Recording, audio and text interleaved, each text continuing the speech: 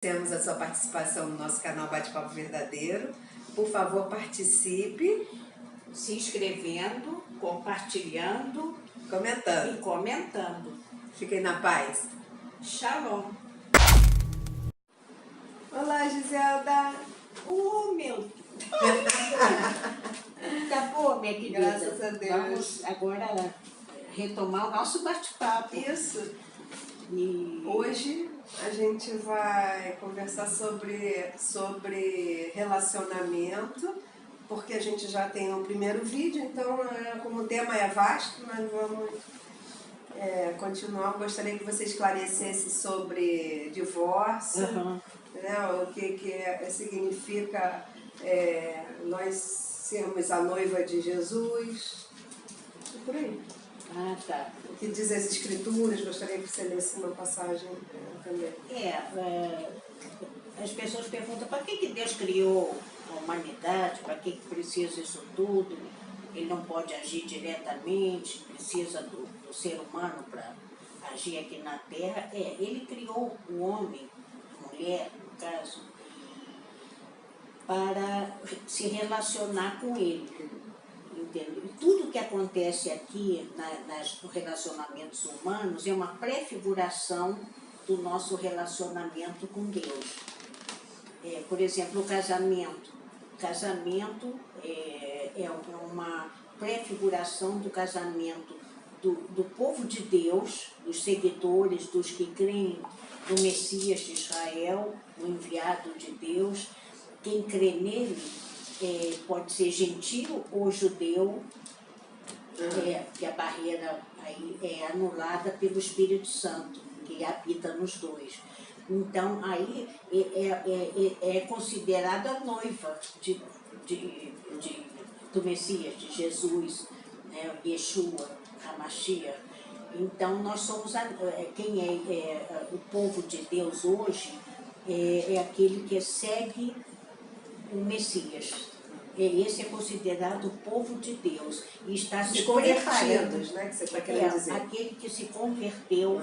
Já aceitou Jesus, conversão, você quer dizer, tem que explicar para ele, né? Que você aceitou Jesus como único Senhor e Salvador, não é isso? Pois está acompanhando, cara? Então, esse relacionamento que há entre a igreja, que é chamada igreja, quer dizer um termo grego, tirados para fora. Porque se a gente for ver a palavra de Deus na Nova Aliança, o Messias ele entrava no templo, ele entrava nas congregações judaicas da época dele para tirar, para quem cria na palavra dele, na pregação dele. Então quem cria era tocado no Espírito, a alma se convertia a ele e se reconciliava com Deus. Interessante isso. Mas os judeus que daquela época não estavam no templo, não eram chamados, entre aspas, povo de Deus, nem todo Israel é de Deus, nem todo povo que é considerado judeu, né, de origem judaica, está reconciliado com Deus, porque Deus deu uma carta de divórcio. Lá no passado ele diz, está aqui escrito, inclusive, na Velha Aliança, em Isaías, o profeta messiânico. Então, prefigurando, né, uma quebra, um adultério, que é o único caso em que quebra a aliança. O povo judeu, na época, quebrou a aliança que tinha com Deus. Então, ele deu a carta, ele como marido, dizer assim, do seu povo, o cabeça. Aí não tinha... Ele deu a carta, que é um homem que tem que dar. Sim, mas então, aí... Peraí, você está misturando Você está falando do povo judeu que recebeu a carta de divórcio, mas aí não é em relação a casamento homem e mulher, né? Isso que você está falando é porque eles não seguiram criatura e criador. Não seguiram a palavra, né? Porque o pecado separa de Deus. O pecado separa de Deus. e nós tínhamos uma aliança com ele. Quando foi adulterada a palavra de Deus, quando foram buscar, quando eles, os antigos, né, da antiga aliança, foram buscar outros deuses, né, eles quebraram a aliança. Então, isso representa que eles ficaram, Deus deu carta de divórcio. Deus deu a carta de divórcio, porque é automático. Adulterou, entendeu? E eles adulteraram tanto a palavra de Deus quanto viraram as costas para Deus para buscar outros deuses. Então, é muito sério isso. E no relacionamento humano acontece a mesma coisa, segundo a Bíblia, segundo a palavra de Deus. Se um dos cônjuges adultera, já quebrou a aliança, já está quebrada, né? Se eles continuam habitando juntos, que um não sabe da história do outro, o que acontece? Eles estão fornicando, porque já não são mais casados, de fato. Agora, tem que separar as almas. Se for o caso, é feito isso? Isso separando no civil, se foram casados diante dos homens, e se foram casados diante de Deus através de uma bênção de um sacerdote, de um pastor, padre, rabino. Então, eles têm que participar, os seus sacerdotes, né, o que fez o pastor, o padre, o rabino, o sacerdote, porque ele representa Deus aqui na terra, né? Então, aí ele faz uma desconsagração do casal para poder separar as almas. Em Israel, né, existe, isso acontece em todo o mundo, onde tem judeus. Então, é dado a carta de divórcio da parte do homem, ele tem que dar, o rabino recebe e faz uma cerimônia desconsagrando os dois. E se chama get. Get é a carta de divórcio que Deus deu prefiguradamente. Claro que ele não deu nada concreto, mas como houve o adultério da parte do povo, então já houve esse divórcio porque o pecado separou o povo de Deus. Mas, Giselda, você acredita que eu nunca ouvi falar disso numa igreja? Eu acho que nem os pastores devem saber disso. Não sabem. Os padres também nunca ouvi falar nisso, né? De vez em quando eu sou convidada até para esclarecer aos pastores, e eles dizem assim, Giselda, eles me falam, já tem N pastores, já me falaram, Giselda, há 40 anos que eu estudo a palavra, não sei o quê, mas entendi agora através do teu esclarecimento. Aí depois disso a pessoa pode voltar a se casar? Pode, quando desconsagrou, claro. Só não pode voltar a casar com um ex, né? Então a palavra de Deus diz que se, por exemplo, um casal se separa e casa novamente com a mulher, no caso sempre é a mulher, porque a mulher é a parte espiritual mesmo da relação. Então, se a mulher casa com outro e de repente o outro morre, e ela quer voltar com o primeiro marido. Aí o primeiro marido está precisando de atendimento, então ela quer voltar para o primeiro marido, não pode. Se ela foi casada com outro, porque foi, entre aspas, contaminada. Houve uma, porque todo... Mesmo tendo sido consagrado na igreja e coisa e tal, o segundo casamento também? Há uma contaminação espiritual, claro, porque quando houve a união e quando houve a conjunção carnal, o sexo, há uma transferência, né, de espíritos, né, que nós sabemos que é muito sério isso. Então, se a outra pessoa tem um julgo espiritual, não está liberta ainda espiritualmente, passa tudo para, no caso, a mulher, que é o que recebe, a mulher é que recebe. Então, é muito sério até para os homens se relacionarem com mulheres que nem conhecem a origem, não sei o quê, porque a palavra de Deus diz que aquele que se deita com uma prostituta, uma mulher que tem uma vida sexual promíscua, ele recebe também Então isso também em todos os casos, né? Até no homossexualismo, né? Tudo. Isso isso. Principalmente até, né? Daí Porque que tá na deve se palavra manter que fiel. A fidelidade é um fruto do Espírito. Nem todos têm esse fruto ativado. Mas tem que trabalhar nisso para poder ser fiel, tanto a Deus em primeiro lugar e fiel ao próximo, ao seu companheiro, companheira. Agora, realmente, a mulher, como é ela que recebe, ela que é receptáculo, né, das influências, enfim. Então, a mulher tem que ser casta, tem que se manter pura, muito mais do que o homem até, porque ela é que vai gerar vida. Então, se ela está contaminada, gera uma vida que não é pura. Um exemplo clássico disso é Maria Madalena, que todos, eu creio, já escutaram falar, mas o nome de verdade, né, o nome real dela era Miriam de Magdala, que ela vinha dessa cidade, e ela foi pega em flagrante adultério.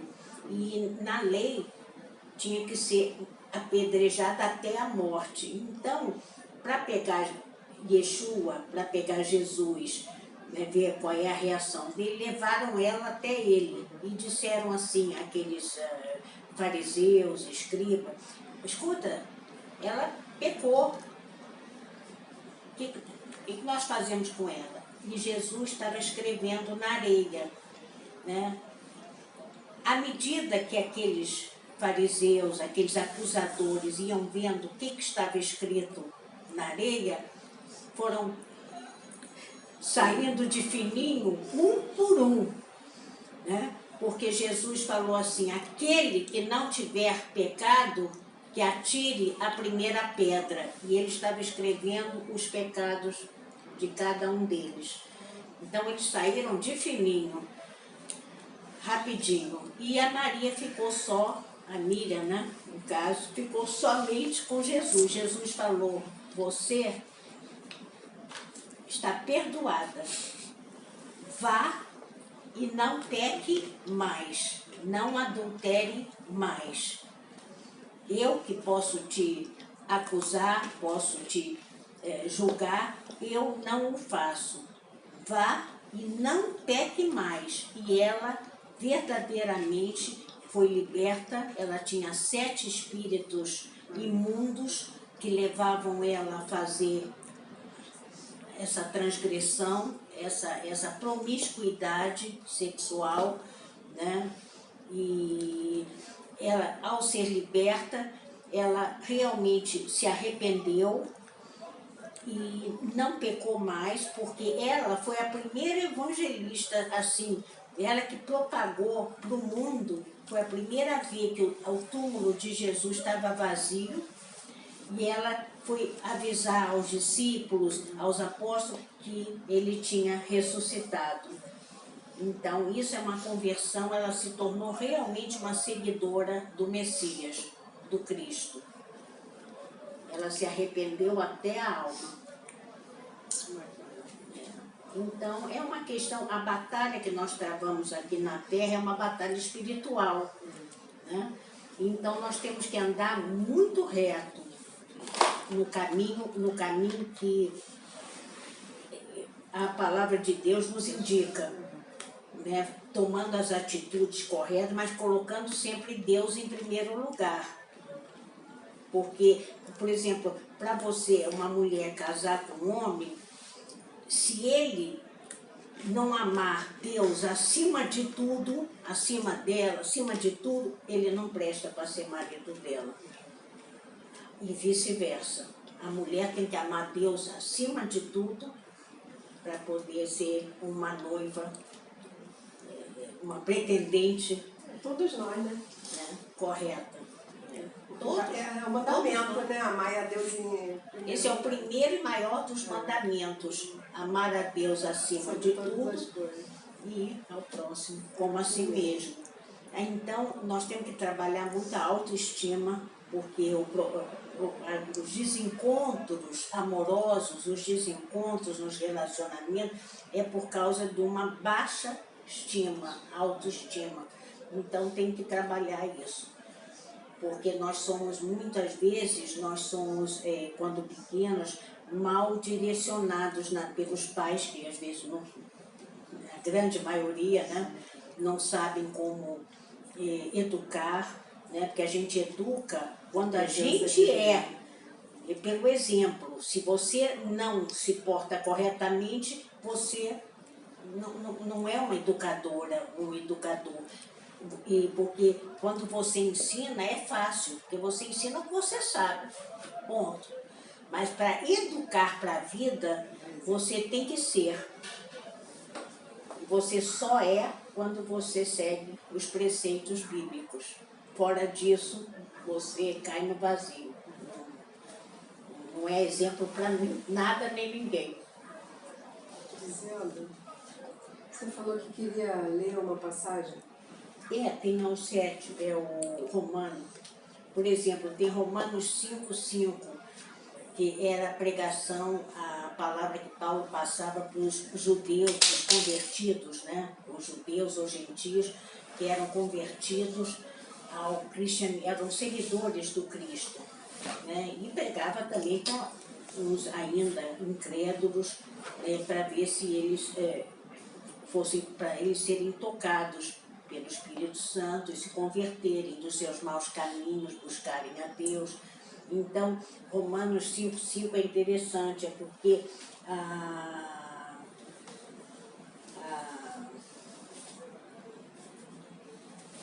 palavra de Deus nos diz,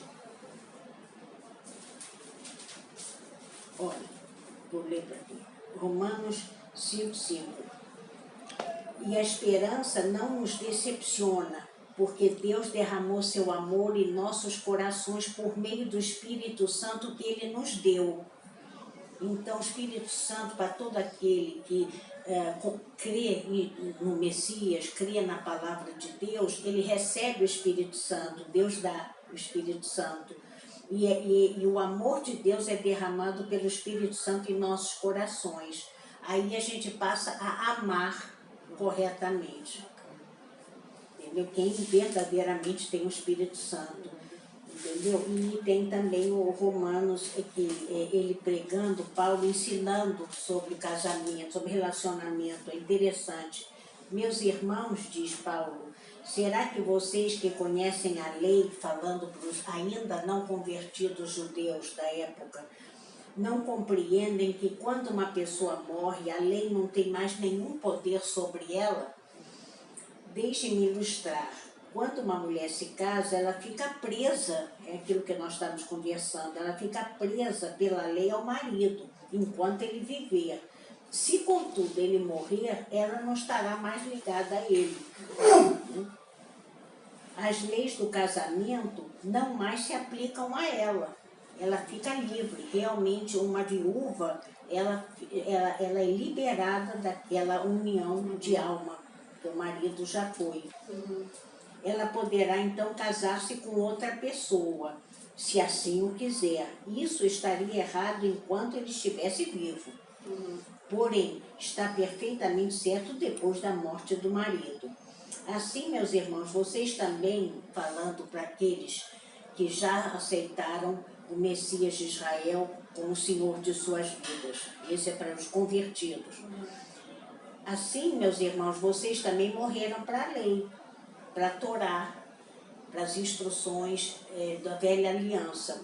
E isso aconteceu por meio do corpo do Cristo, o corpo do Messias, que é chamada igreja, né? É conhecida como igreja. E isso aconteceu por meio do corpo do Cristo para pertencerem a outro, isto é, aquele que ressuscitou dos mortos, para que vocês também possam produzir bom fruto, isto é, boas obras para Deus.